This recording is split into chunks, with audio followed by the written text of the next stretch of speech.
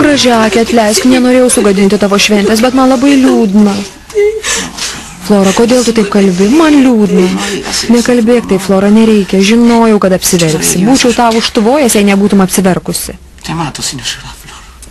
Jeigu tu neparvyksi pažiūrėti mažojo kondoro vaikelio, aš tau tikrai užtvosiu.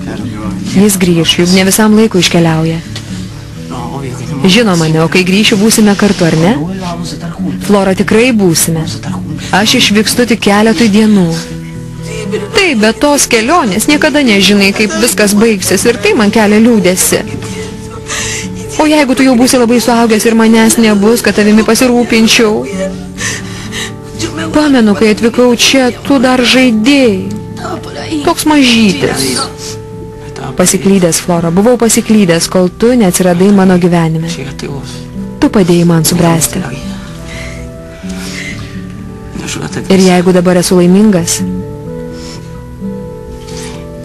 tai tik tavo dėka, Flora. Ir tavo, Maksai. Nekalbėk taip, Frankai. Aš nieko nepadariau. Padarei. Tu prisėmė atsakomybę už šią šeimą ir visada mane palaikei, Maksimai. Tu man kaip brolis.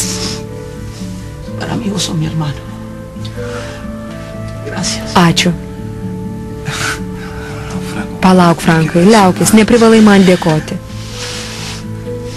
Jūs visi padėjote man praregėti. Atvėrėte mano širdį ir sielą.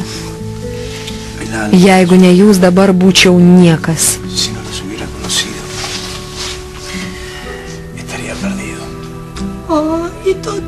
Kaip nuostabu. Žinote, kas geriausia? Nors mes visi labai skirtingi, vis tiek esame viena šeima. Geriausia šeima visame pasaulyje.